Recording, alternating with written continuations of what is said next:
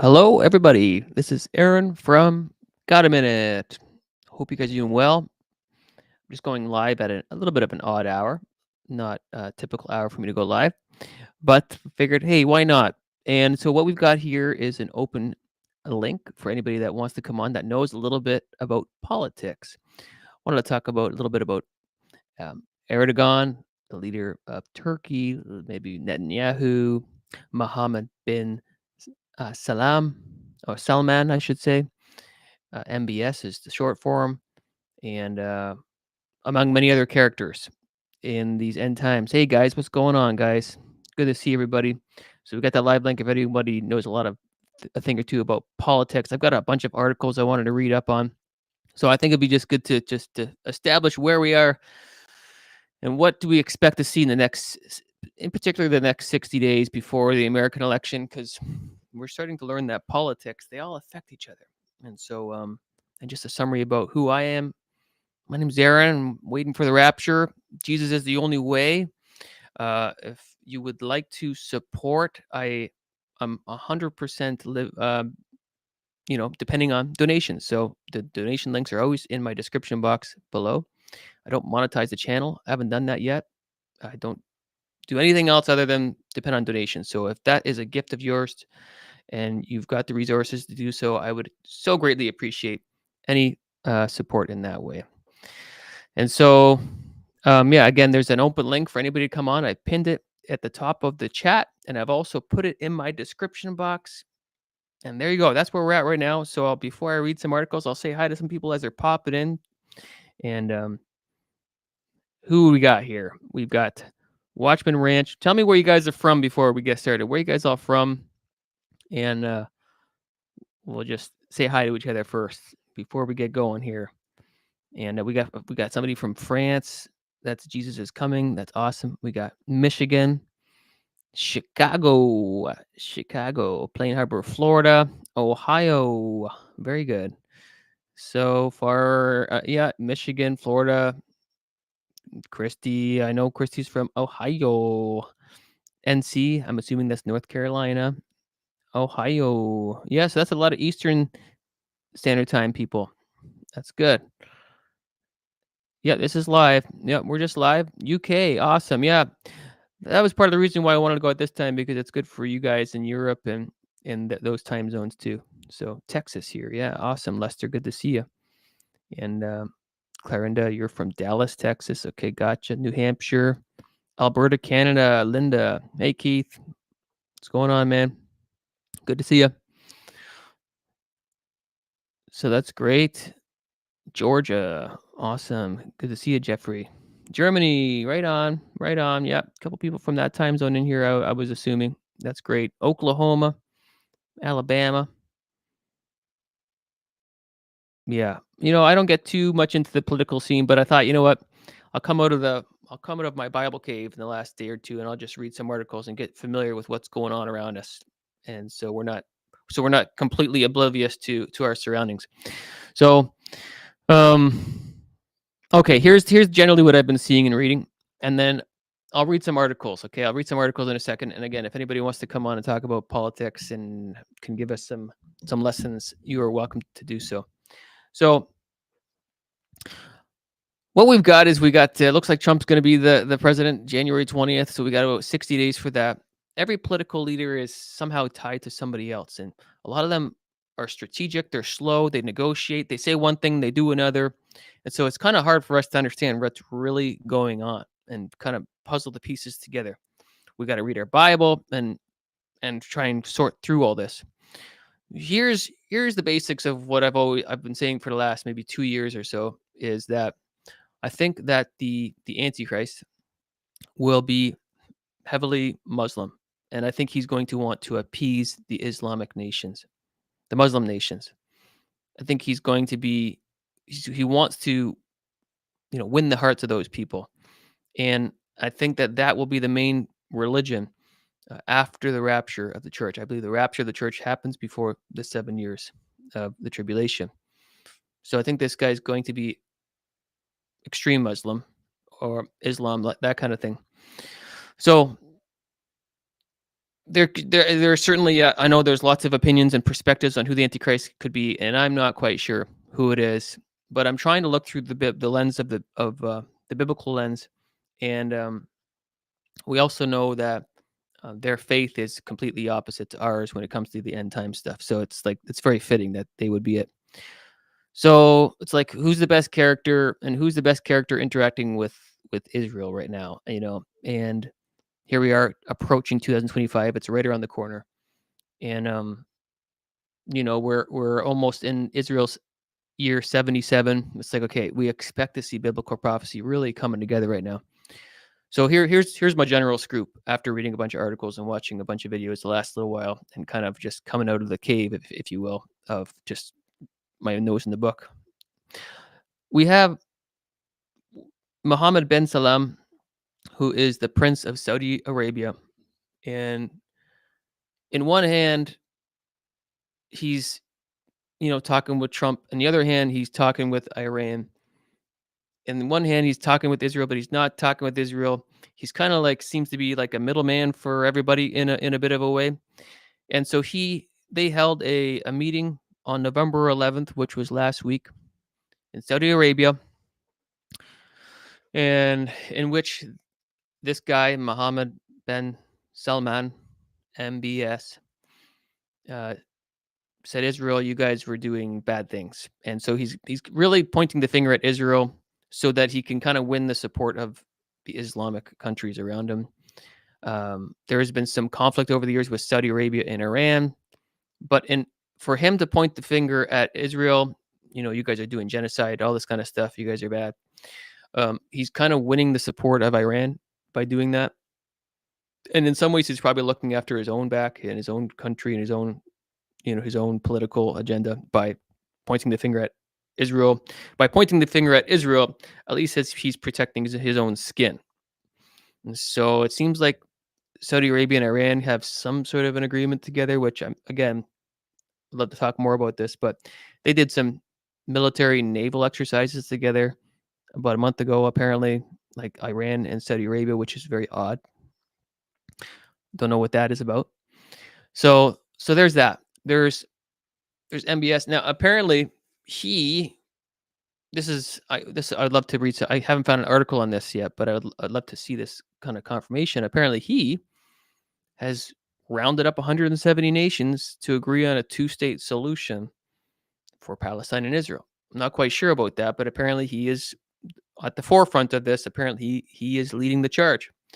Apparently, he has within his power some of the Muslim locations, like the the Black Cube. Where is that again? Mecca, and there's another place too that he's in control of. And so, of course, he would like to have control of Jerusalem. So, apparently, there's going to be lots of meetings within the next couple months, and he's going to be a major component of that. So, it's really interesting how he's kind of in the middle of it all. I don't know what to make of it, but I know he's heavily into the Islamic Muslim stuff. So, that would be interesting to just follow him and see what he's up to and how he interacts with the new election in the States, and when Trump becomes president, how is he going to interact with MBS and Netanyahu and Iran? And the other character to look at is Erdogan, and Bubba was on. Hey, Bubba, you're on there, and the chat's cool. I got the live link for anybody to hop on if anybody wants to hop on and chat about these things. But Erdogan, the leader of Turkey, cut ties with Israel like a week ago or so. Like, we're not having a relationship with these guys anymore. We're done. And I think even today I saw an article where he forced Israel to not even use their airspace, so they couldn't even fly over their airspace. So it's kind of like there's a lot of heat. There's just more and more heat on Israel, but I think a big reason for them there's a lot of slowing down is because how is the states involved with Israel? And right now it seems like there's probably going to be like a 2-month window of ambiguity, like because of the change of the presidency for the US. So So that's what we have right now. So we've got this eye on MBS. We got this Erdogan doing a lot of things. We got Russia doing a lot of things.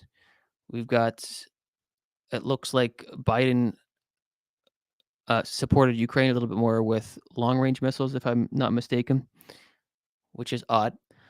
Um, just a lot of odd things going on, and a lot of movement around Israel, for better or for worse. And so here we are at this time in which Ezekiel 38, 39 seems to be really actually culminating and coming together. So it's just quite interesting. So, um, yeah, maybe I'll just read a few articles that I had found that I thought were pretty interesting. And Jesus OTNT says MBS's mom is Jewish. His family is against anti-Semitism. Okay, thanks for mentioning that. And let's see what else you guys are saying.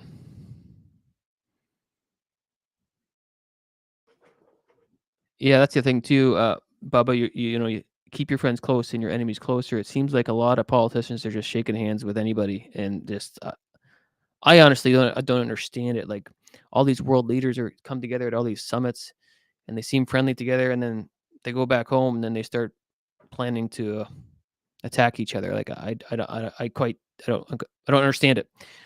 But if the rapture's around the corner, what do we expect? What are we supposed to be looking for? I mean, this channel is primarily based on encouraging the body of Christ, bringing people to the salvation gospel message, and trying to understand the general timing of the rapture. Sometimes we even speculate on a day, but really it's just, if the rapture's close, then we got to tell people about Jesus. And so what do we expect to see? Some people think there's going to be like this peace deal. That's where I differ a little bit than most rapture watching people. I don't anticipate some sort of a peace deal so much. I anticipate more force coming in, and a quicker force for the Islamic nations that surround Israel. And I see, I think the 2/3 that are talked about in Zechariah are actually going to die at the beginning of the 7 years. And so I think there's going to be a lot of blood real quick. I think when we leave, a lot of craziness is going on pretty much right away. So actually, before I get into any articles, Janna is here. So let's welcome Janna on. Hey, Janna, can you hear me? Yes, can you hear me? Yeah, I got you. Yeah. How are you? Honey, this is a blessing. I promise you, this is a big, big blessing. Um, you don't remember me? I mean, I don't have to be on video, but a few years ago, you were on the subject, and I want to say it was. I'm nervous because I can't believe I got you on live. You were talking about how the father was going to save Jacob. This been a 20 the year 2023. Um, and I've been listening to you off and on, but I can't reach out to anyone. But if you can write down my phone number if you get a chance. Let me get my phone number real quick, because this is important, very important. Mama, can you hand me your phone, my number off your phone? Honey, that was a big blessing whenever you mentioned the father was going to save Jacob out of this. And I promise you he did. And but I'm going to give you my number, baby. It's 1-513-267-3708. Did you hear me? Yep, I got it. Okay. Yeah, 3708. Mm-hmm. But now I have been listening to another another guy. He's been preaching for the love of God. His name is James Smith, preacher James Smith, and he done a video last night. He's in California time, and he was talking about the fourth king, and he was talking about Iran and the third king or government of Iran. Maybe this is just I mean, I heard that he's in a coma and that may possibly even dead, but everything's been signed over to his son. But if you'll text message me, I can send you over the name of the son. So, but if he is dead or if he's in a coma, then that would bring out the fourth kingdom, fourth beast kingdom, I guess. So, I mean, I don't know, but I'd have to send you the picture of the boy's name, and then you could go from there and see if the information is true. Yeah.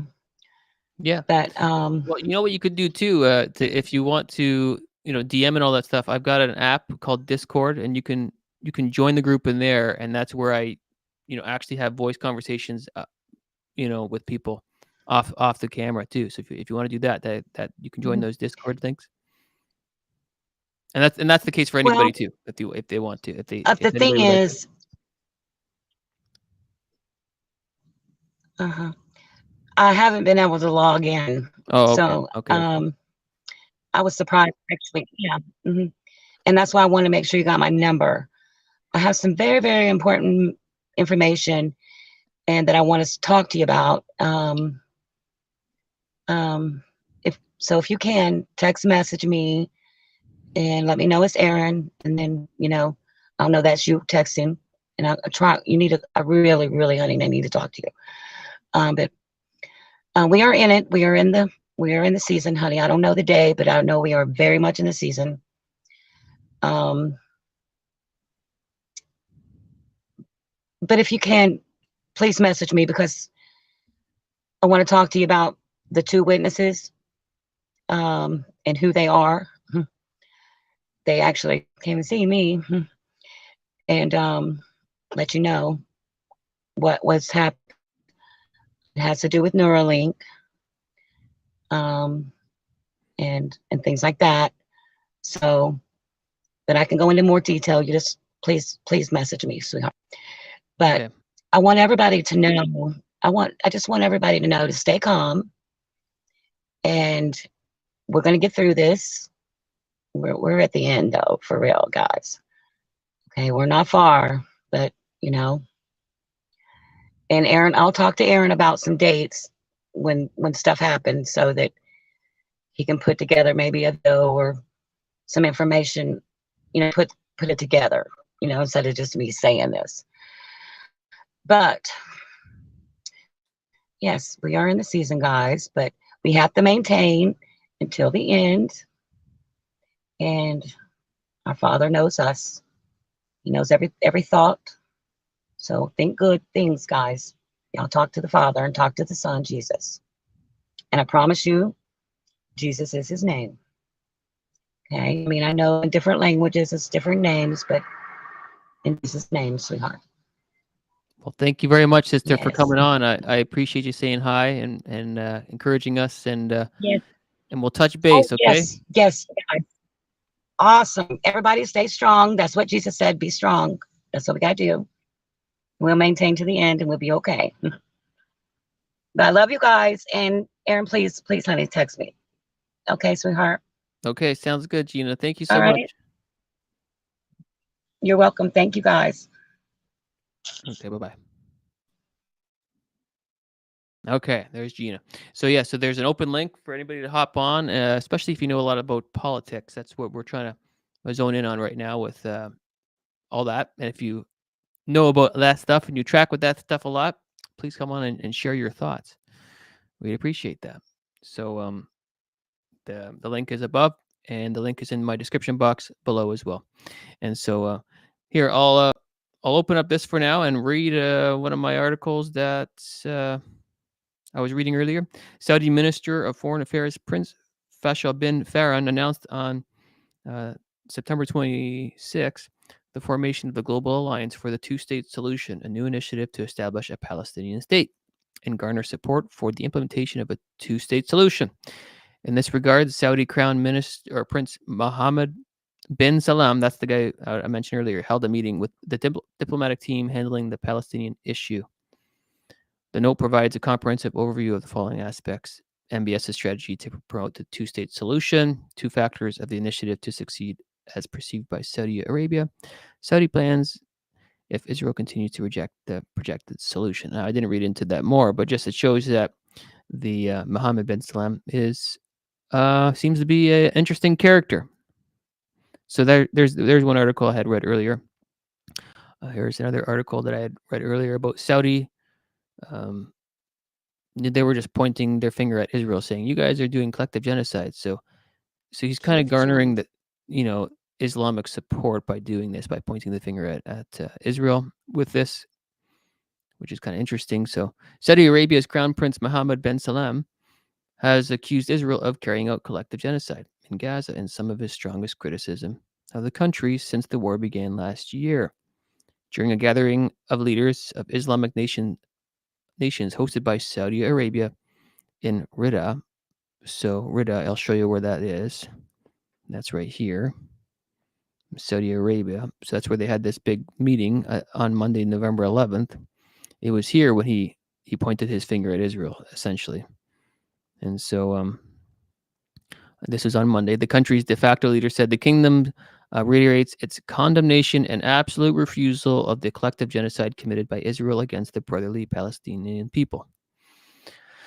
More than 43,000 people have been killed in Gaza since Israel began its attacks on the enclave last year. On Tuesday, at least 30 people were killed in Gaza City in northern Gaza, with many more still under the rubble. According to the spokesperson for Gaza's civil defense, Mohammed Bazal, CNN has asked the Israeli military for comment. Last year, the kingdom was in the process of negotiating a historic normalization agreement with Israel, but recently said that was off the table. Without Palestine statehood, a demand rejected by Israeli Prime Minister Benjamin Netanyahu. The Saudi Crown Prince, widely known by his initials MBS, also defended Iran, a stark contrast to his comments in 2017, comparing the Iranian Supreme Leader, whatever his name is, to Adolf Hitler. So, he's shaking hands with Iran now. It's like, okay, that's interesting, MBS urged the international community to compel Israel to respect Iran's sovereignty and not to attack Iranian territories. Riyadh and Tehran repaired ties last year after decades of animosity over regional influence. With no solution in sight for the regional conflicts and amid a stalled normalization process with Israel, Saudi Arabia has changed its messaging over the past year from condemnations to publicly accusing Israel of genocide while urging more international protection for Iran. Very interesting. Iran sent its first Vice President Mohammad Reza Arif to Monday's Riyadh conference. This was last week, who was in his speech mourning the deaths of Hezbollah Secretary General Hassan Nasrallah and Hamas leaders Ismaili Haniyeh and Yani Sinwar. Saudi Arabia strongly opposes Iran-backed militias such as Hezbollah and Hamas. Others attending the high-level meeting included Palestinian President Mahmoud Abbas, Lebanese caretaker Prime Minister Najib Mikhat, Jordan's King Abdullah II, and Egyptian President Abdel Fattah el-Sisi. Presidents recap: Tayyip Erdogan of Turkey. Well, here's the other character, because I think Turkey's a major player in Ezekiel 38. And Bashar al-Assad of Syria, who were also at the meeting, remain embroiled in an ongoing conflict over Turkey's military operations in northern Syria and its support for rebel groups. The stated goal on Monday's meeting was unifying positions and exerting pressure on the international community to take steps to end the ongoing attacks and establish lasting peace in the region, Saudi's governmental state agency said. Unifying in the wake of the U.S. election, experts say MBS gathered regional allies and old foes to exhibit his strength in unifying Islamic nations ahead of U.S. President-elect Donald Trump assuming office. So he seems to be, you know, putting a team of Islamic nations together, MBS. I mean, that's kind of what you want to see in a Antichrist character. So, you know, let's just at least be aware of this guy and see what this guy's up to. Okay. So throughout his 2024 campaign, Trump has not specified how he would approach the Israel-Hamas war or how his policies would differ from those of his predecessor, Joe Biden. In April, Trump said that Israel needs to finish what they started and get it over with fast, noting that it was losing the PR war because of the images coming out of Gaza. But the incoming U.S. president would likely seek to reinstate the sanctions regimes on Tehran to isolate Iran diplomatically and weaken its economy. And all right, so you can read that. Obviously, you can see these links in these videos. This is the CNN.com. The other one I read earlier was tacticalreport.com. What was this one? This is a security expert, MBS's genocide accusation against Israel. Just another article confirming that, you know, pointing their finger at Israel. I think just garnering the Islamic trust really was what he was up to there. So, yeah, we can read through that. That's a pretty short article too. So this is the medialine.org. Security, expert. MBS's genocide accusation against Israel is intended to placate public and Iran. In a pivotal regional summit, Arab and Muslim leaders emphasized the need for a Palestine state and criticized ongoing violence. We'll make this a bit bigger here. Arab and Muslim leaders concluded a landmark summit in Riyadh last week, where they addressed the pressing issues facing the region, including the ongoing conflicts in Gaza and southern Lebanon, and the evolving roles of Iran and the United States following Donald Trump's recent re-election. In their closing statement, all 57 leaders participating in the extraordinary Arab and Islamic summit called for a return to the 1967 borders and unanimously emphasized the importance of establishing a Palestine state with East Jerusalem as its capital. So, okay, East Jerusalem. Saudi Arabia's Crown Prince Mohammed bin Salman, despite his country's ongoing efforts to bridge gaps and pursue normalization with Israel, which has long been a goal of the United States, referred to Israel's actions in Gaza as a collective genocide. So he says the over-the-top anti-Israel statement of the summit was a result of the Saudi recognition that normalization and a possible defense treaty with Washington will not be achieved soon due to the ongoing war in Gaza and the presidential transition in America. The over-the-top anti-Israel statement of the summit was a result of the Saudi recognition that normalization and a possible defense treaty with Washington will not be achieved soon due to the ongoing war in Gaza and the presidential transition in America, explained Janna, senior fellow at the Jewish Institute for National Security of America. This rhetoric is functional to placate the public in Iran. These regimes are experts at providing something for public consumption and then doing the exact opposite way later on.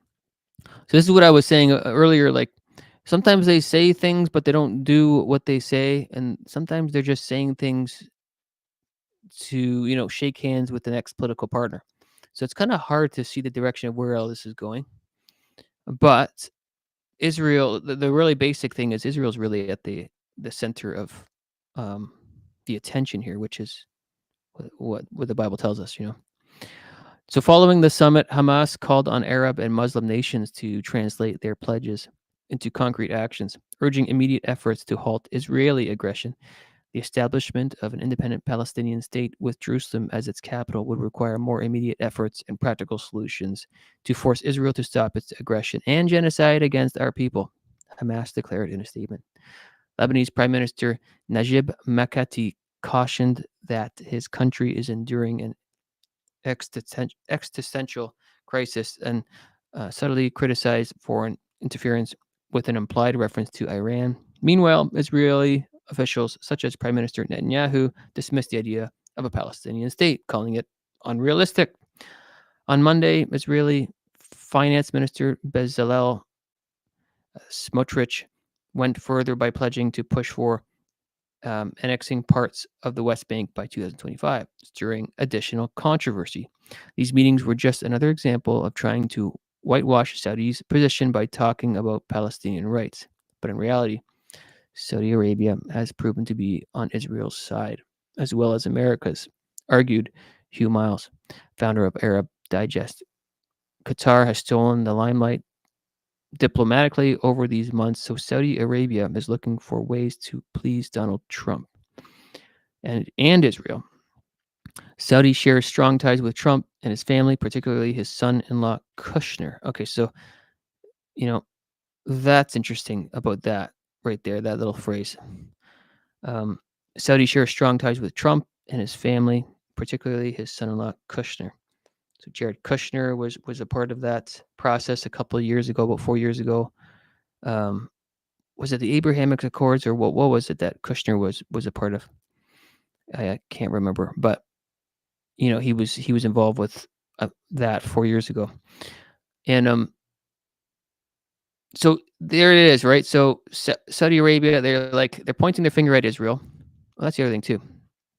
Let me pause on this article and we'll come back to it. So he's pointing the finger at Israel. He's trying to make ties with U.S. He's trying to make ties with Iran. He's kind of in the middle of everything. And then one other thing about this guy, Mohammed bin Salman, is he's in a very Islamic country, and women weren't even allowed to drive. So like he's passed legislation now and laws where women can drive, and women don't have to wear that thing over their face, whatever that thing's called. And so it's kind of like a women's freedom liberation thing. And so of course equality. Who doesn't want equality? So he's winning the hearts of his local people. The other thing that he did there in Saudi Arabia was they're really strict. They usually don't play music in the streets and in public areas, and so he's been allowing concerts and things like that. So I saw something where he had Jennifer Lopez singing, in all her half naked dresses, and Celine Dion, and everybody's putting on a big show like you would see at a Super Bowl in areas where you wouldn't be doing that. So he's really attracting the young generation and breaking the religious laws. And so people are kind of starting to like this guy locally. And of course, he's got to deal with the religious Islamic people, but he's being strict with them. He's kind of coming in with force and power. And he's been accused of kidnapping people and doing some pretty crazy stuff. But everything's just kind of put under the rug with this guy. Like nobody seems to care. He's super rich. He's got a lot of cash. He's got a lot of influence. And I think he was the son of the third wife of his father. Apparently this guy had 3 wives at the same time. So that's another kind of odd thing. His father had 3 wives, like actually living together, 3 wives, and he was the son of the third wife, apparently. Whatever, you can Google that on Wikipedia. So that's a really interesting family dynamic there. So yeah, actually before I carry on, looks like somebody came on here. So we've got Keith. Oh, Keith, can you hear me? Hey, Aaron, can you hear me? Yeah, I got you, man. What's going on? Not much, but thanks for doing this. It's great to hear other believers talking about their view of the news and everything. Because we're not getting all the truth all the time anymore.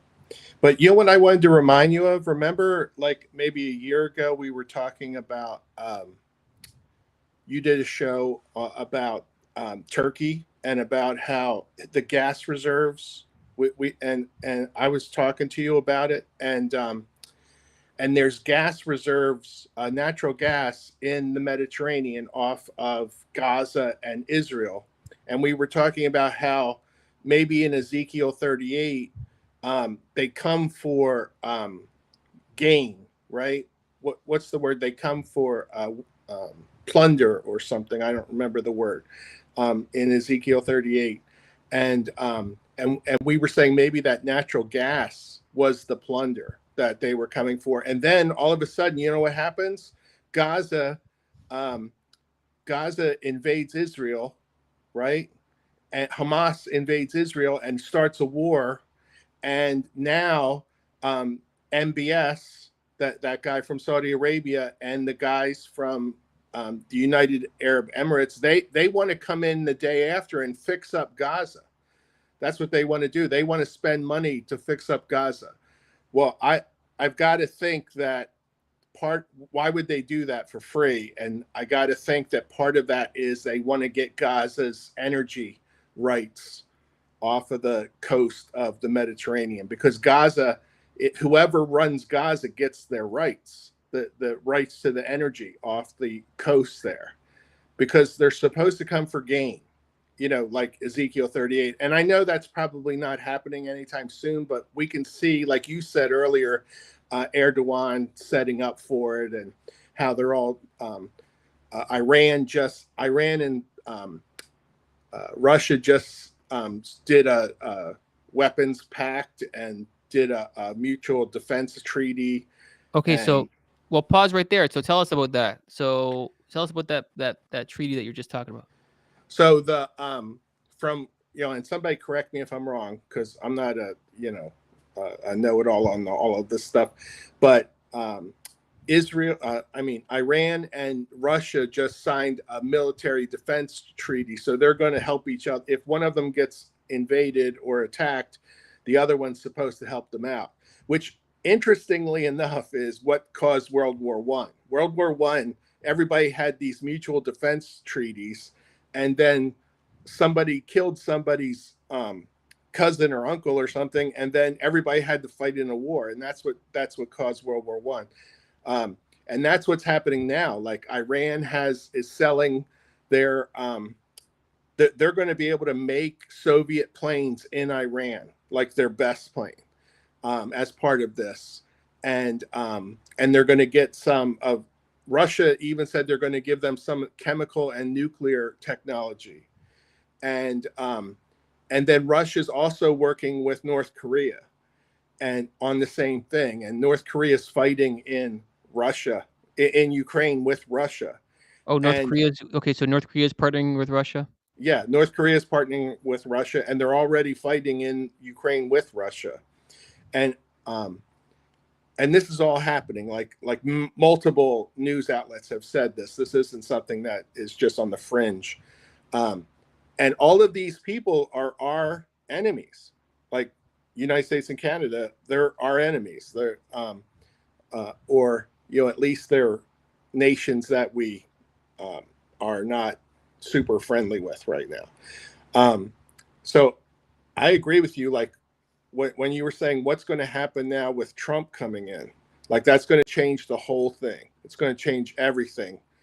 But I just wanted to add that the maybe the gain is that gas that you and I were talking about just a year ago, and all of a sudden it's it just seems like it's closer to that. Yeah, that's cool. Well, hang tight, Keith. Don't go anywhere. Okay. We got Watchwoman 717 here hopping on. Hey, sister, what's up? How you doing? Hey, Aaron. I've literally only got a minute, but I just wanted to pop on here and say it's interesting, that guy you were just talking about, Mohammed bin Salman. I looked up Salman, and it means peace and safety. Yeah. That's what that name means. I just thought that was so weird. That is weird. Thanks for saying that. Actually, that's right. His last name means peace, and Ben means son. So really, he means son of peace. Oh yeah. So really, he really means man of peace. Go figure. Man of peace. Pretty much, isn't that something? That is. That's cool. Well, thanks for saying that, sister. What's your name, by the way? Oh, Amanda Baskin. All right, Amanda. Thanks for coming on and saying that. Was that all you wanted to say, or do you have anything else to share? That's it. And it's nice to meet you, Aaron, and nice to meet you, Keith. Nice to meet you. Thanks, Amanda. And where are you from, Amanda? Oh, I'm from Washington State. Oh, awesome. Oh, we just went through that big winter storm thing. Yeah. Yeah. Okay.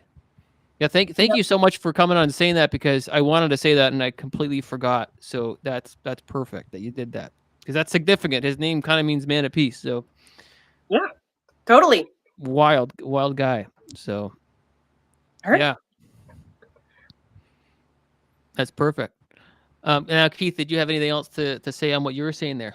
Well, I just wanted to add one more thing. The that group of countries that MBS has gotten together, it's called the Global Alliance for the Two-State Solution, and they started it during the UN meeting in September. The day after that, they started that, and they had 90 countries at that time, and now I heard you say it's up to like 170 countries.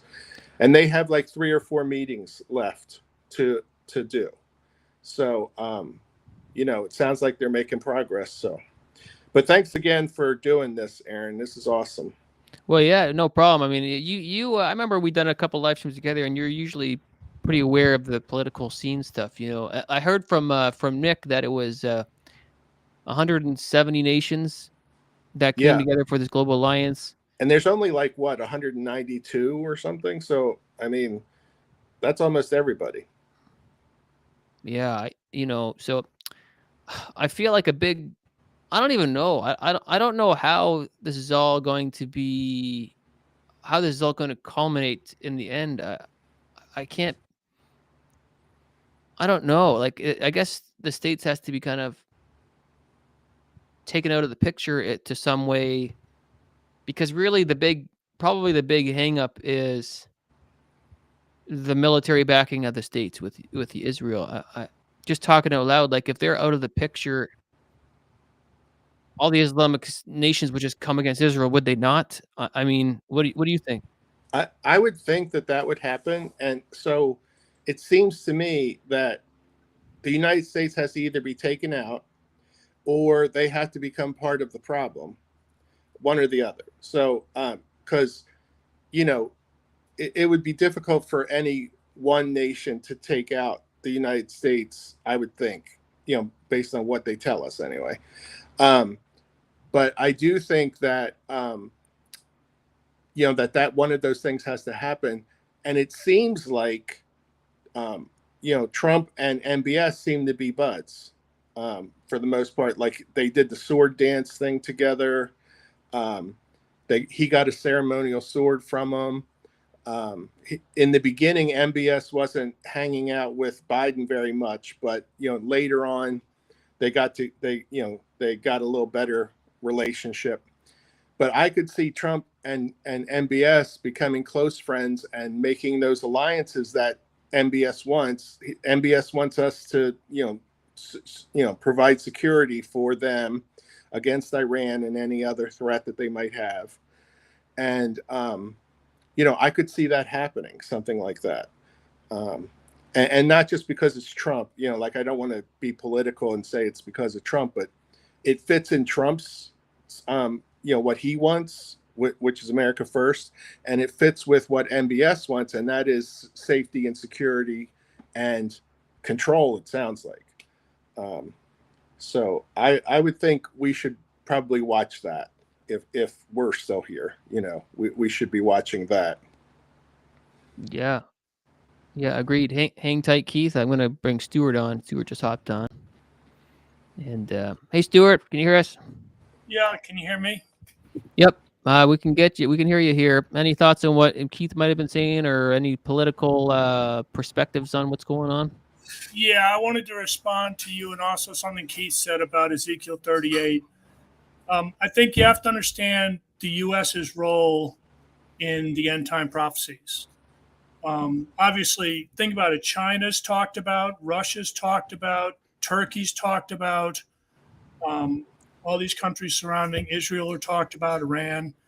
It'd be absurd to not have the United States referenced. And I think it's very clear there's 3 different kinds of references to the U.S. One is Ephraim. So it's a complicated. I'm not even going to get into it. Just understand that 49% of the Jews live in the United States, 49% live in Israel, In the Old Testament, there was two kingdoms, the northern kingdom and then the southern kingdom, Judah. Northern kingdom was called Ephraim. I think today that's the United States and Israel. A second reference to them would be Sodom and Gomorrah. There's been some prophecies about that. I think Wilkerson and some others said that, if God doesn't judge the United States for what we're doing, he'd have to apologize for Sodom and Gomorrah. And the third is Mystery Babylon the Great. And some people on the internet have done a wonderful job of really going over it and just demonstrating verse by verse that the U.S. is Mystery Babylon the Great. And I think that's what kicks off the tribulation is they get judged in an hour, it's destroyed, and that's what pushes the whole world into great tribulation. But then go to Ezekiel 38. So I'm going to start reading in verse 11, which is what Keith referenced. And thou shalt say, I will go up to the land of unwalled villages. Well, that's not Israel. I mean, I know people have tried to say that it's not. I will go to them that are at rest. They're not at rest. That dwell safely. They don't dwell safely. All of them dwelling without walls. There might be a few people that are dwelling in Israel without walls, but not all of them. Having neither bars nor gates. That's not them. That's the United States. To take a spoil and to take a prey, to turn thine hand upon the desolate places that are now inhabited, and upon the people that are gathered out of the nations. United States, we've gathered out of the nations just like Israel. That's fair. You know what? If you don't mind, Stuart, I'm going to pause you there a little bit here. Okay. Ezekiel 38, the subheading is called Gog and Allies Attack Israel. I got it. Right? It doesn't say U.S. And I understand this Ephraim thing that some people say that, there's this replacement idea, and I understand that. But everything is surrounded Israel. And some people will argue in Ezekiel 38 that they're without bars or gates. Well, there's been a massive tourism in Israel ever since they became, a nation in 1948. And of course, there's been lots of wars and things like that. But generally speaking, you could have went to Jerusalem almost at any time in your life and took pictures and just had a nice vacation in Israel. So I've got to correct you. Ezekiel 38 is not about the USA, but I would love to hear more of what you're saying. I understand that most people agree with you, and I've been listening to a whole bunch of people, including yourself. But if you look at verse 12, and it says that they're going to gather all this spoil, they've gotten cattle and goods. Israel doesn't have cattle. I mean, they have less than 1%. They have less than a fraction of a percent. The idea that you're going to gather cattle from Israel, take spoil of cattle, is a joke. That can't possibly be referring to Israel. It could definitely be referring to the U.S., but it's not referring to Israel. So, I think that word cattle actually doesn't mean cattle. It means, if you look up the word cattle in Hebrew, I think you'll find out that, or whatever, you find out that it doesn't actually mean cattle. It means goods and things like that. So seriously, look it up. Everybody keeps trying to twist a square peg into a round hole. Okay, 1 second. I'm just telling. Look at the original. Sure. Look at the original language and see what's what the it's verse right. there? Just see what it says. What's the verse? It's verse to what? 12. 12. Okay, let's look at the word cattle because Keith is bringing it up. That word is Mikna H4735. It says something bought that is property, but only livestock, abstractly, acquisition, cattle, flock, herd, possession, purchase, substance. So let's take a pause here. So I'm reading. It just so happens I'm reading through Ezekiel in my Bible group this month, and we've got up to Ezekiel 41. You got to understand, Ezekiel is talking to Israel, and that's the whole book is talking to Israel.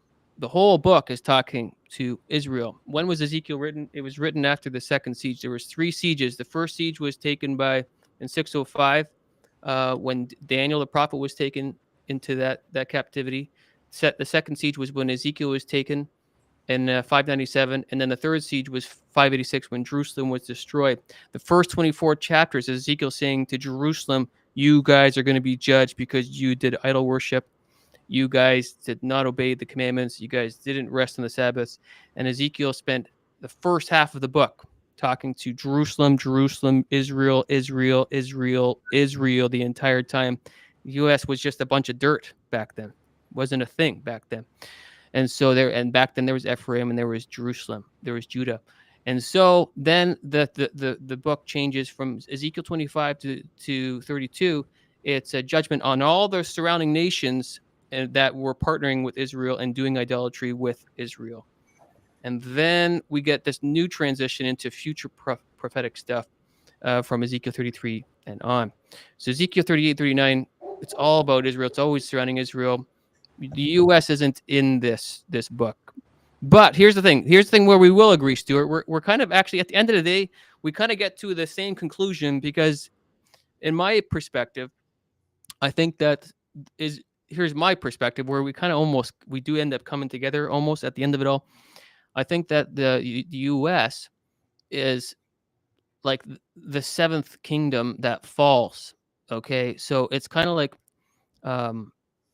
Jerusalem, as we know it, in my opinion, is the harlot, because that's what the Bible says in Ezekiel 16, Ezekiel 23, and many other verses.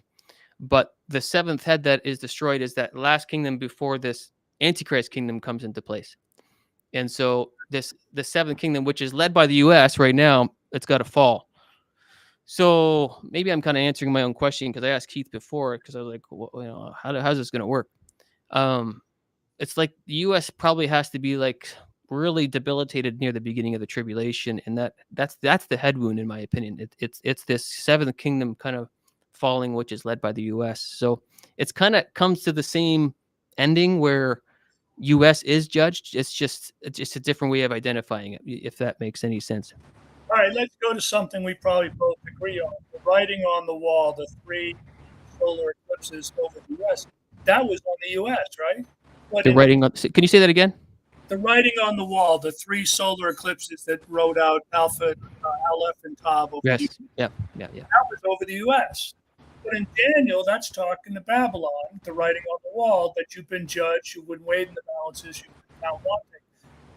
This is clearly a reference to the U.S., and it's just one more proof that the U.S. is the great Babylon, and like you said, this is what kicks off the tribulation, and they can't even attack Israel until they take out the U.S. We're getting a little bit of a microphone issues here. Do you mind speaking up a little louder? Oh, sorry. They can't even attack Israel unless they take out the U.S. first. And I believe they can take out the U.S. in a single hour. So I don't know, are you familiar with the Poseidon torpedoes that Russia has? And the tidal wave ones?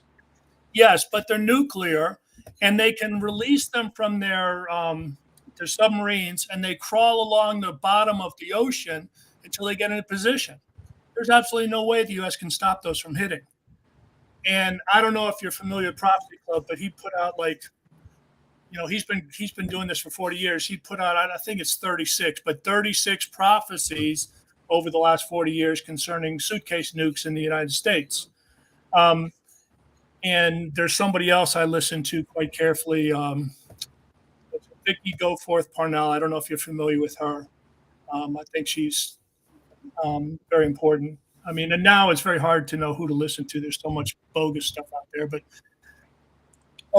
so if they hit the U.S. with suitcase nukes, you don't know where you're being attacked from. The reason they're hitting us with 10 is if you take out 10 substations, you take down the entire power grid in the U.S. Those substations, many of them, maybe not all, but many, are imported from China. So China, and it takes 2 years to build these things. So China, for the last 2 years, could have been manufacturing the substations they're going to take out, so that later, when they roll in with their army, they can just turn the electricity back on. So those Poseidon torpedoes, 65% of Americans live within 5 miles of the ocean. I mean, in 1 hour, they can take out the U.S. Yeah, I agree with both of you. I think that the U.S. is a target. If they want to change the global order, they have to take out the U.S. They can do it in an hour. I do agree with that too, and I think that you guys are both making sense.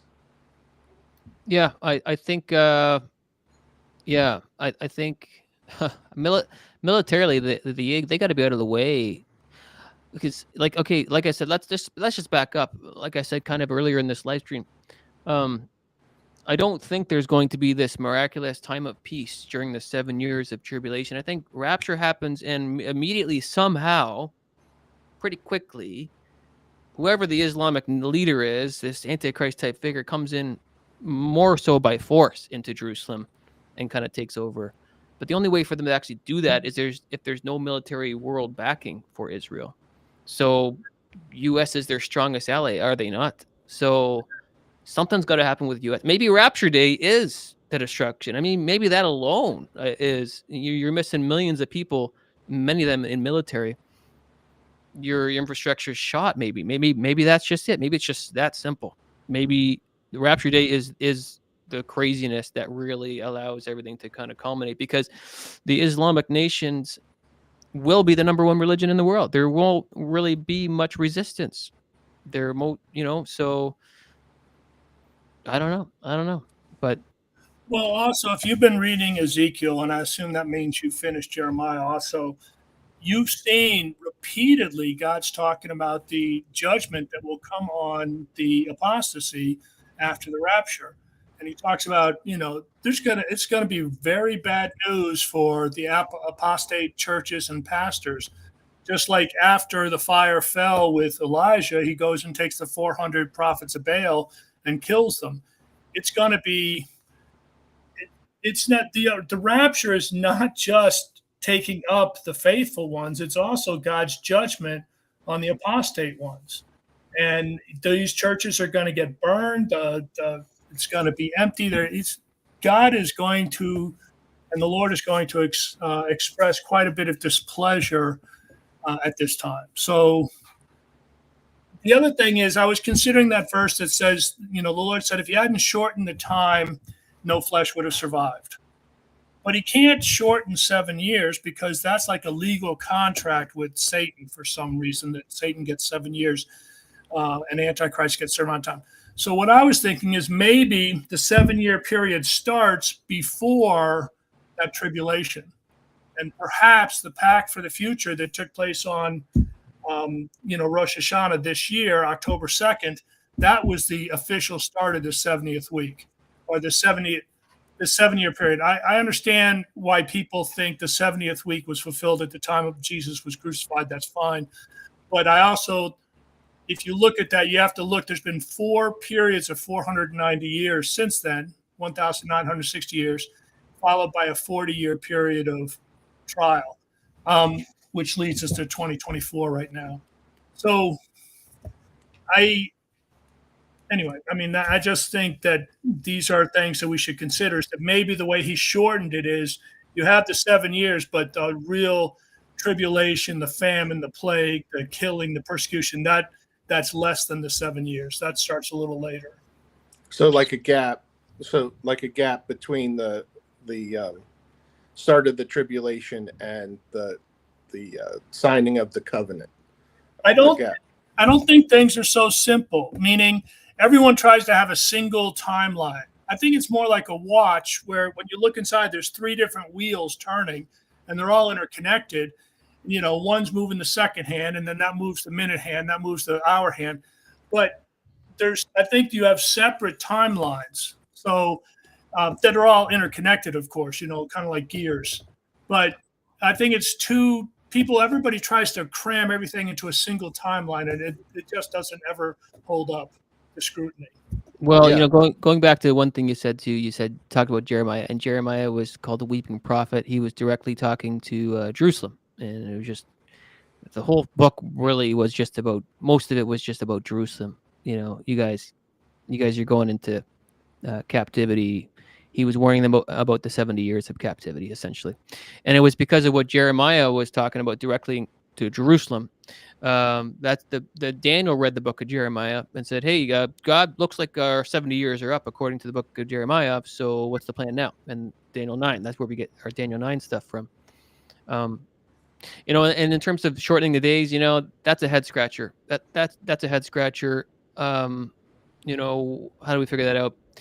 I think that one good argument is that really they owed them more than 7 years, really their punishment should be more than 7 years, but he shortened it to 7 years. That's the best argument that I've heard, because if he's declared that it's going to be a certain amount of time, he's not going to change what he said, right? So 1260 plus 1260, he's not all of a sudden going to not do that. Like, he's going to do what he said he's going to do. So I think it's the best argument is they deserve more than 7 years of punishment, but that's what he has limited it to.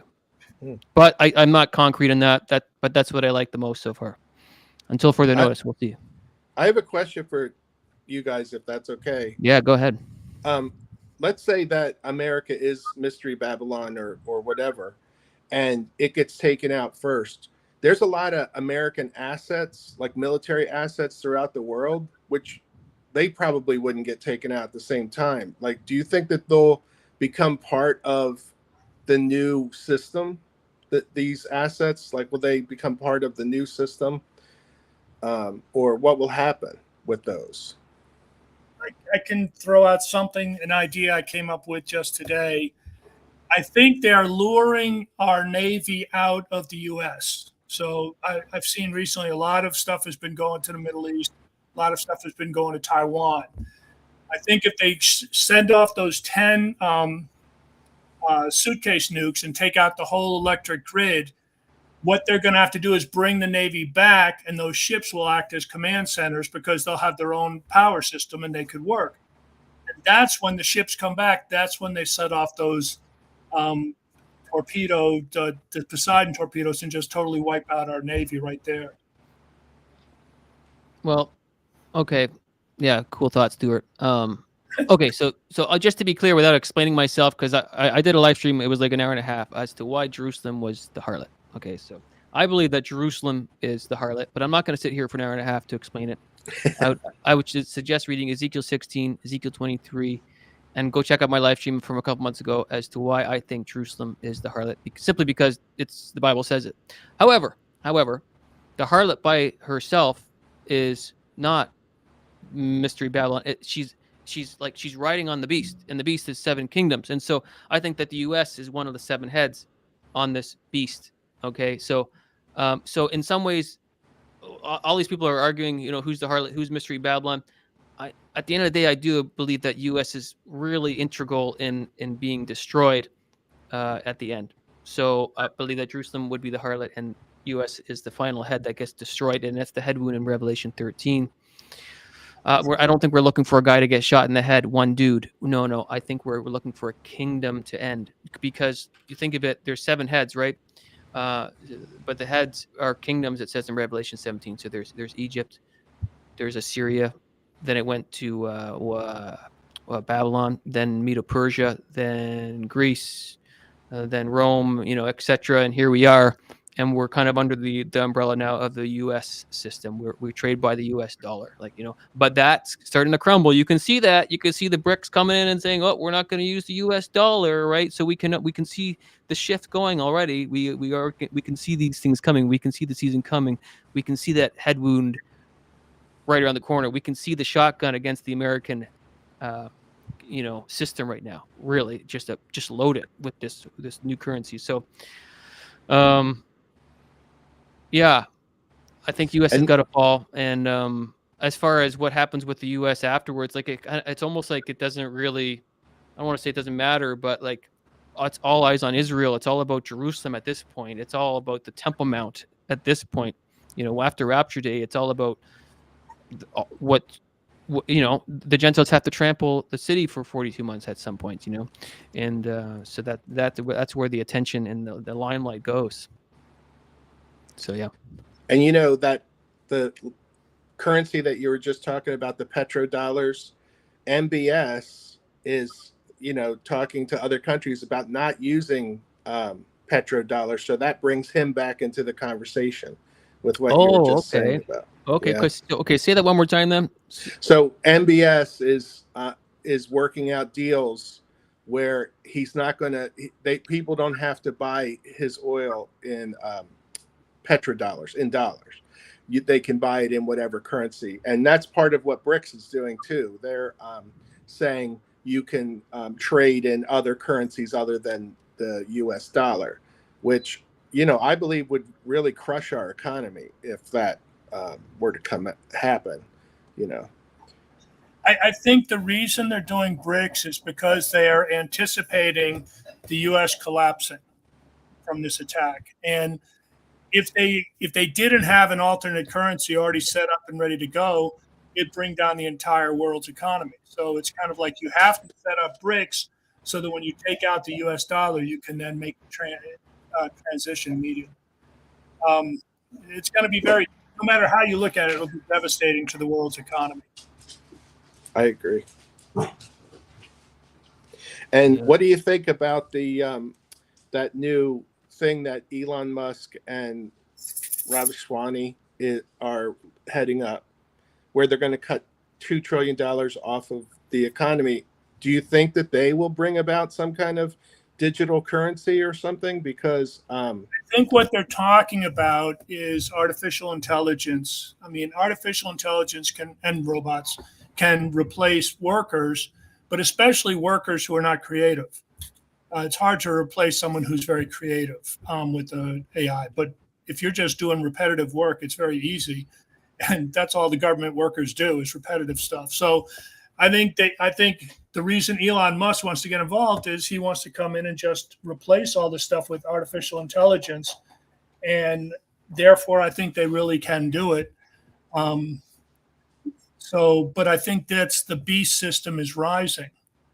And I think that's very important because we have to look at timelines. According to Revelation, all this stuff takes place as the beast is rising out of the sea, not once it's already risen. I think 7 years from now, you can forget it. All the jobs will be replaced by artificial intelligence. And by all of them, I don't mean 100%. I mean more than 50%. I think you're going to have I don't know if you're paying attention to what's going on in China, but it'll be far worse than that. So the 3D printer has destroyed cheap Chinese manufacturing, and all these people are now out of work. And artificial intelligence is going to do the same thing to the rest of the world. And I think they understood that. I have my thoughts on the vaccine. I don't want you to get a strike here, so I'm not going to say what my thoughts are. But I think they understand that they got a lot of people they got to get rid of because they're not going to have jobs for them, and they don't want a bunch of people sitting on the couch causing trouble. So I think that's where we're headed. Yeah, I think that something like that could easily happen. I think that part of their job, Elon and Vivek, however you say his name, is going to be to fix economic, the Fed and different kinds of things. I think they're going to start the process. I'm not saying they're the false prophet or anything. I'm just saying that I think they're going to go down that road and start that process. Why wouldn't you say that? I mean, so what is the forerunner to the mark of the beast if it's not Elon Musk? I mean, he's Neuralink. Yeah, I mean, I agree with all that. I'm just saying I don't know if it's him or if he's just setting it up for the. I don't want to talk out of. I mean, it's pretty clear. That verse in Revelation where it says, "Who can fight with the beast?" He's got an army, and if you had a million men army with Neuralink in their brain and being operated by artificial intelligence, so you don't have to be smarter. You just have to be faster. You just have to be much quicker in responding. So even if your strategy is no better, as long as tactically you're way better, you're going to win. So no one would be able to fight against that kind of army. And if you're paying attention, this is what's happening now in Ukraine and Israel. They're using artificial intelligence and drones tremendously.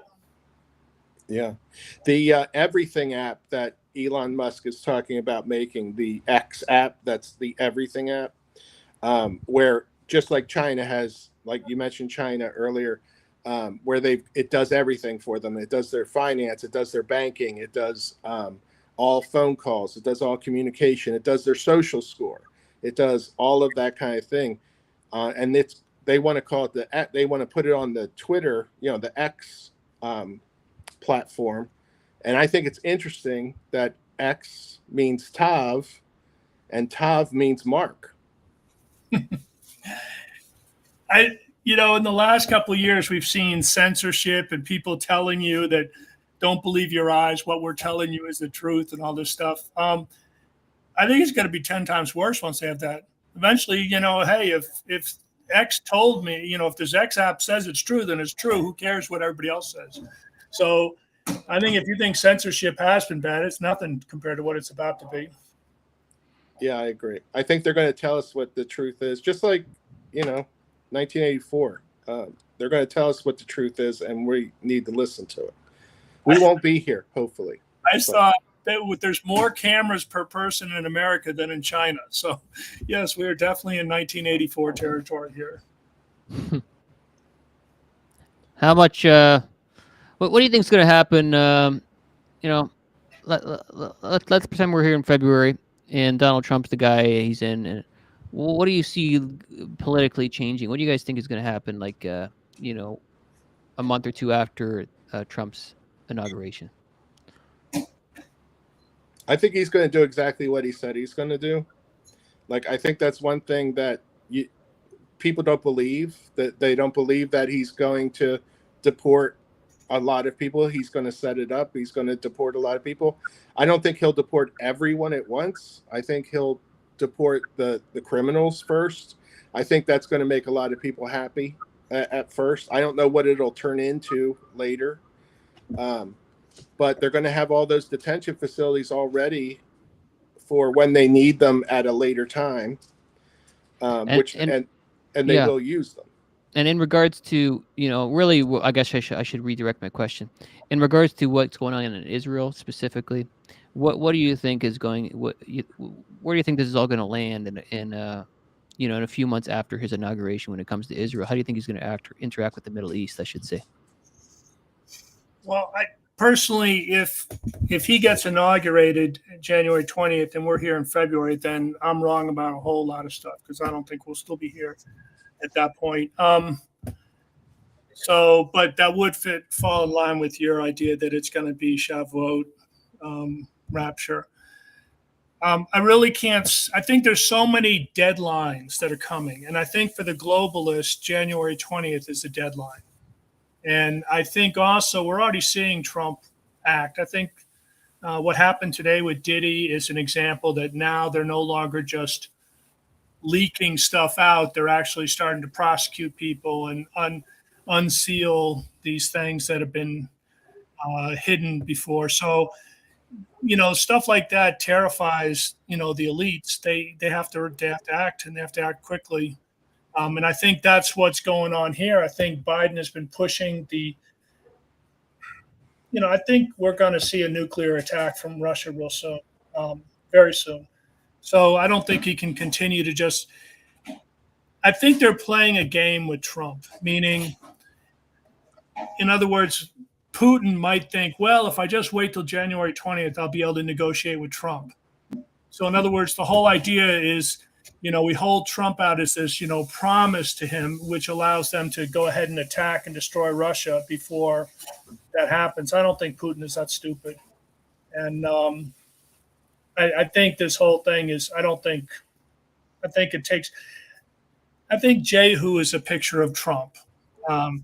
And it doesn't look like Jehu went to a coronation. Some guy sneaks into his bunker and tells him he's king, and all of a sudden he's off riding to throw Jezebel into, off the tower. So I don't think he gets to go to January 20th. I think this all plays out before that. So you're saying that something catastrophic is going to happen before January 20th. That's your perspective. Yeah, I mean, I've really made it very clear that's my perspective. I think, in fact, I wouldn't be at all surprised if something catastrophic happens before Thanksgiving. So, yeah.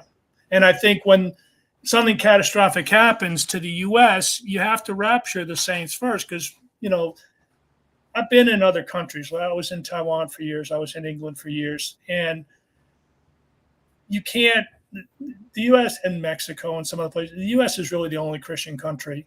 And there's a lot of Christians here. There's Christians in other countries too. I'm a Gideon. I've So we know people, but it's like 3%. It's like, less than 3% in a country, whereas here it's significantly more. So you can't have all these attacks happen to the U.S. in a single hour if you don't have the rapture at the same time or prior beforehand. Okay, cool. And Keith, what's your thoughts on how he's going to interact with the Middle East and Israel and all that? Well, assuming that you're right and it's the Feast of Weeks, right? And he comes into play, and he's not assassinated or something before he comes in. I see him like he started the Abraham Accords, and I can see him working with Saudi Arabia. I think they're buds. Like I said, they do the golf competitions together. Kushner got $2 billion to invest. One of the royal family owns part of X or Twitter. They have their fingers in everything. MBS's family has their fingers in everything. And so I think that he will work with MBS. He will get that grand deal done that he wanted to do. I think that Israel's part of it is they're going to have to give up Gaza, at least, because I think the gas rights are part of the deal, because the money has to be in play somehow. And I think if you remember, we were talking about at one time, Aaron, and Netanyahu just brought it up in September again, is that corridor through Saudi Arabia from India to Europe, that goes through Saudi Arabia, the UAE, and Israel, where Israel becomes like the hub of gas and the internet and water and hydrogen. Eventually, they want to do, and that is going to scare Russia and Turkey and Iran, because they want to do the same thing, and they want to do that. So I can see that happening where Trump makes a deal with them, and that is what's that Hebrew word that means strengthen, like the deal gets strengthened. But anyway, that's what I think. I gotta mute because my family just came home. No problem. Let me go look at that Hebrew word that you're talking about. That's in Daniel 9:27. You're looking at confirm. Gabar. Yeah, gabar. So the Hebrew word, let me just get that. H1396, to be strong by implication, to prevail, act, exceed, confirm, be great, be mighty, prevail, put to more, strengthen, be stronger, be valiant. And then again, that's Gabar, H1396. That Keith was talking about. Awesome. Yeah. Any other thoughts, guys? I don't know. I just wanted to get on here and talk about stuff. Thanks for coming on, Stuart and Keith. I don't know, just shooting the breeze. That's good. All right. I'm going to check off. That's good. Okay. Thank you. Thank you, bro. Appreciate you coming on. Yeah, nice talking to you, Stuart.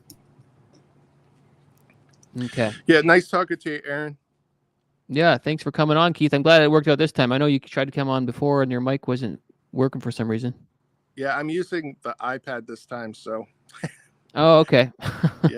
Yeah, but thanks again for doing this. I really think it helps when we hear from other Christians. Absolutely, yeah, and just shoot the breeze and talk things out loud. I like that. I prefer to go on with other people too. So, yeah. Any other thoughts before you duck out? Oh, who's this? This is my son, Jack. Hey, Jack, what's going on, man? Say hi. Hi. Slip out the back, Jack. Yeah. Make a new plan, Stan. Yeah. Oh, and I loved your show with Bubba News, by the way. That was great. Yeah. So I love this little turn into the news you're doing. It's good. Yeah, that's right. And what I'm going to be doing too is I'm brainstorming. Like I've been going live kind of randomly, but I think I'm going to try and target Wednesdays or Thursdays for lives now. Everybody, like I'd like to pick a real committed time, but I can't figure out what hour and night that would be perfect for myself. So for now, just loosely know that I'm gonna try and target Wednesdays or Thursdays, I think. And I'm not quite exactly sure when, but just kind of, I mean, the best thing would be to subscribe and then hit the bell notification. I don't even, I don't know much about technology, but for everybody that's watching now, I'm not too predictable right now. It's kind of like, yeah, I'll go live right now. Sometimes I just go live like within 5 minutes and I just do it. And sometimes it's pre-planned. So, oh, there goes Keith. But yeah, so be on the lookout for live streams, probably either Wednesdays or Thursdays. Sometimes I go in the afternoons, sometimes not. I'm EST time. So like I'm in Ontario. So that's people that are in Florida and the Carolinas and the Ohios and the New York time, that kind of time frame. That's my time zone. And so I used to do every Thursdays at 9 p.m. for like a year or two. And that was fun. And that's cool. And I used to have a lot of people on. But like there are some nights that I know that won't work. And then if I go to Wednesday, I know that won't work sometimes. But anyway, for now, pencil in Wednesdays, Thursdays, got a minute live streams until further notice. And I still might go live randomly, depending on what's going on. And to remind you again, I've got donation links in my description box below. This is 100% of my income is people donating. So if you feel like this is your community and you're blessed by what I've been doing here for the last 4.5 years, waiting for Jesus, please consider donating. I appreciate that big time. If you want to get a hold of me and anybody in the community, we have an app we've had since 2020. And the app is called Discord. And that's where we do Bible studies together. That's where we do voice calls together. That's where we have friends. And that's in the description box below. If you like t-shirts and mugs, which I hardly talk about, I've got a Zazzle link, which Katrina made for me. And you can get t-shirts and mugs and all that stuff for the Christmas holidays. Hardly make any money off that. It's really just for fun. If you want t-shirts and mugs and that kind of stuff and magnets and coffee cups and whatever. That's in the description box below. I've got salvation verses. If you don't know how to get saved, that's always in the description box below. I got a Telegram account. So if you need another app, some people are really into Telegram, or I got a Facebook group, got a minute Facebook group. That's in the description box below. So yeah, just check out all that stuff to be part of the community. I could use people just in the comment section. There's always people that are asking for prayer, and obviously I can't answer everybody. So it's awesome to have people in the community in the comment section just blessing people and praying for people and responding to people. We can use more members in our Discord anyway. I love new friends. We all love new friends. So yeah, check out our community, get used to it. We're going to be finishing up Ezekiel in our morning Bible study, and then we're going to go head over to Daniel next week. We're going to read through Daniel together as a group, and then we can say that we've officially read the Bible together as a group since last September. We've been reading 4 chapters a day, Monday through Friday, 10 a.m. EST time. That's and you read about 4 chapters, takes about an hour and a half. We read a chapter, then we talk about it. Read a chapter, talk about it. Read a chapter, talk about it. Read a chapter, talk about it. And so that's been awesome. That's been a huge growth for me to read the Bible out loud to people. And sometimes there's just so much noise and too much distraction that we don't read the Bible. And so this past year and a half, I've said, you know what? I just got to close my ears just a little bit to the noise and read the Bible. And so that when we read the Bible, understand the context, we understand what the verses and chapters are talking about.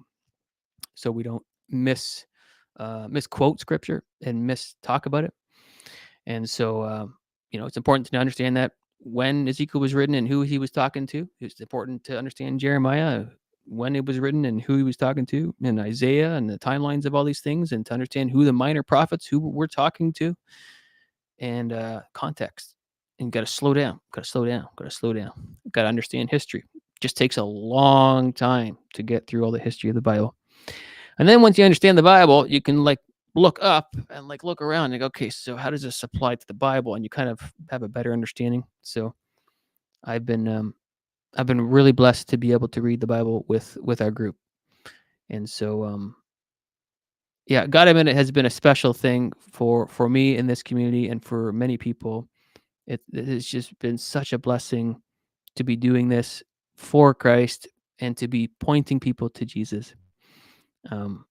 what a privilege it is to be talking about Jesus coming and to have the awareness that he's coming and to have the awareness of the season. The Bible says that we will not be caught unaware. Revelation 3. Let me read that. The opposite implication of Revelation 3. Revelation 3:3. Remember therefore how you have received and heard, hold fast and repent. Therefore, if you will not watch, I will come upon you as a thief, and you will not know what hour I will come upon you. Well, the opposite is true, that if you do watch, you'll have an idea. But the Bible confirms that in 1 Thessalonians 5. It confirms that idea right over here. It says, for when they say peace and safety, this is verse 3 of 1 Thessalonians chapter 5.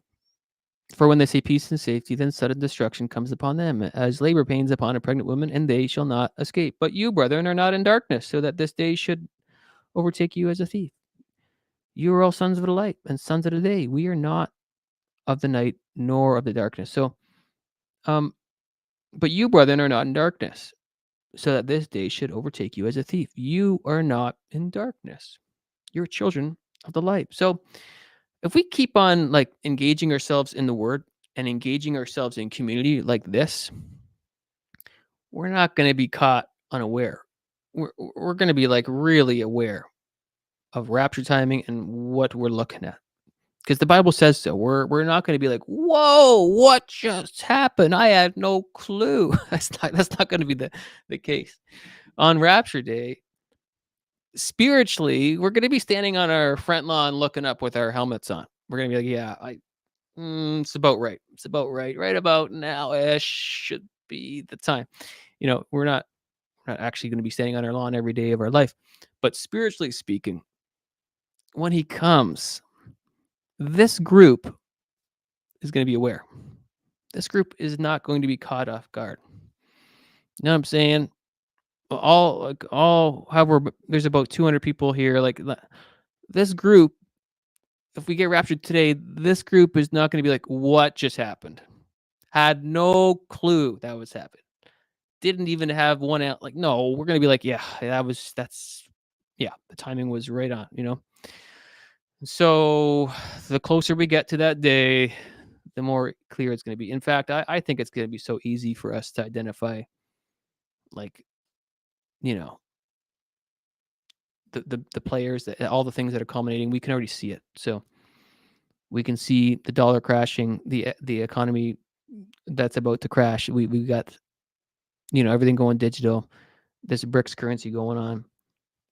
We can see different components of this 10 kingdom coming around the corner. We can see how everything's centered around Israel. It's quite remarkable. You've seen, I'm sure, videos of grocery stores, people paying with the palm of their hands. They've been doing that for a couple of years, testing things out. Coincidence? No, it's not a coincidence. Tapping our cards everywhere. Coincidence? No. And for us, we've been oh yeah, we've been doing that for 5 years or whatever. Well, okay, think of the history of humanity. They haven't been tapping cards for 6,000 years. They've been carrying pieces of metal around, paying people, or trading lambs for sheep. And it's only been in the last couple of years that we've been tapping stuff on machines, because we're heading to a cashless society controlled by the Antichrist. We're really close to that. It's very obvious to us. We're there. We're very close. We've been very close for a couple of years now. This whole pandemic happened back in 2020. The whole world came together fast. Everything shut down. Everybody's lives were turned upside down. We are aware. So will something like that happen again? Yeah, there's going to be some sort of a world crazy thing that happens again. But that time it's not going to be the fire alarm. Like in the school system, you know how they test, they do fire alarms, and they get the kids to run outside. They do a test, and they see how fast the kids responded to the fire alarm, and they do those tests, and they see the response time. Well, that's what 2020 was. It was the fire alarm test to see how the world quickly, comes together to, control and change rules fast. That was the fire alarm. But soon, folks, the real fire alarm is going to happen, and there's going to be a real fire on this earth. And you want to be in Christ on that day. Because if you're not in Christ, you don't get to go. You don't get to go if you're not in Christ, right?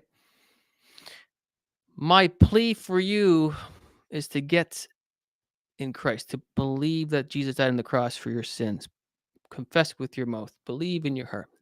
And it is not by your own righteousness that you get to heaven and enter into that eternal relationship, which is beautiful, awesome music, tasty food, I'm sure.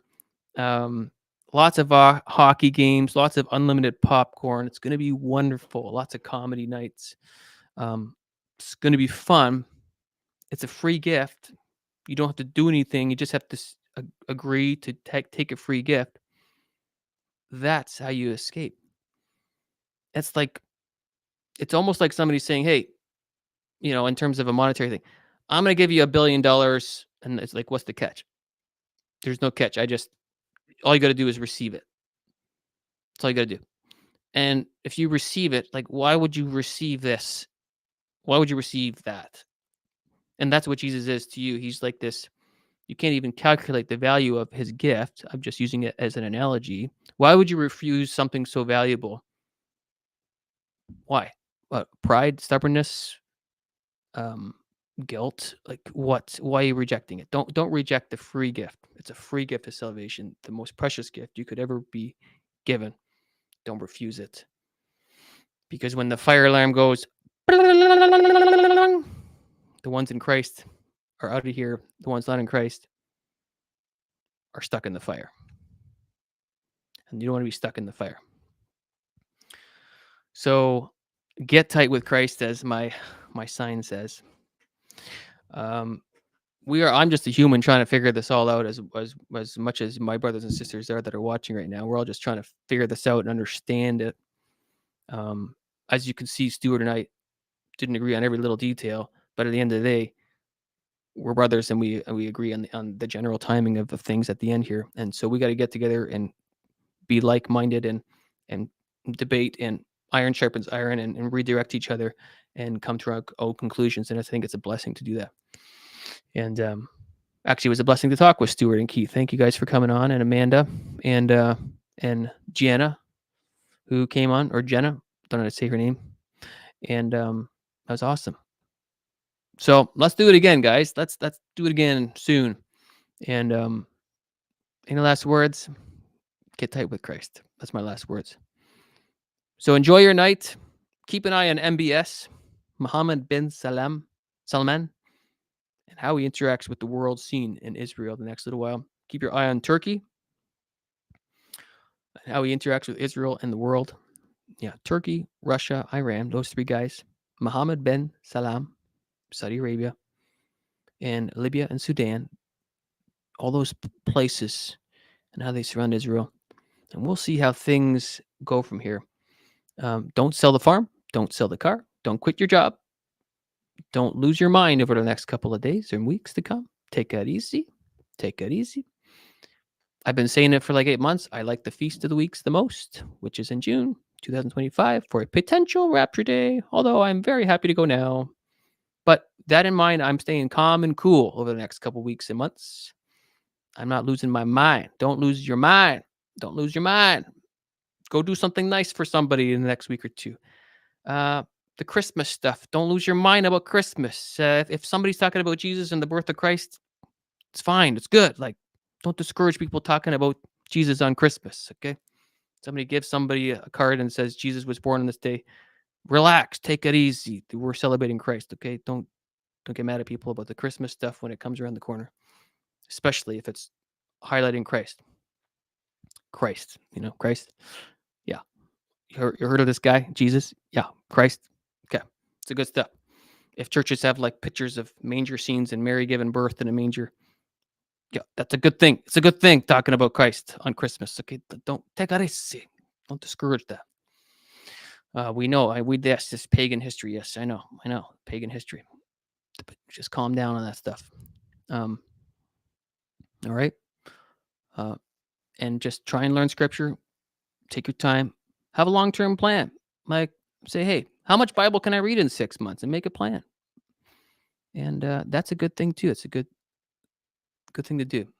So, in fact, I'm gonna, after I finish Daniel with the group, we're just gonna continue on and trying to read it again. Like, if we're still here for that, we're gonna read the Bible again. We're just gonna do it. So I think it's a blessing, and we'll just be more knowledgeable with the Bible, and so that when a crazy thought comes our way, like, that's not in the Bible.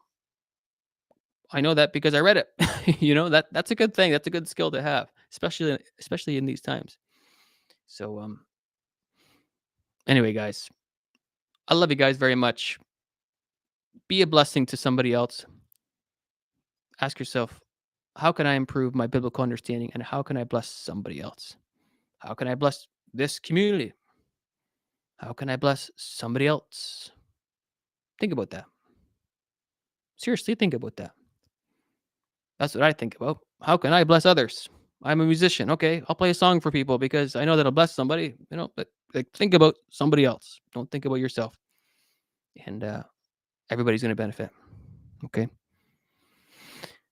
Okay. Love you. Take it easy. Go, Jesus, go. One day closer. Adios, muchachos.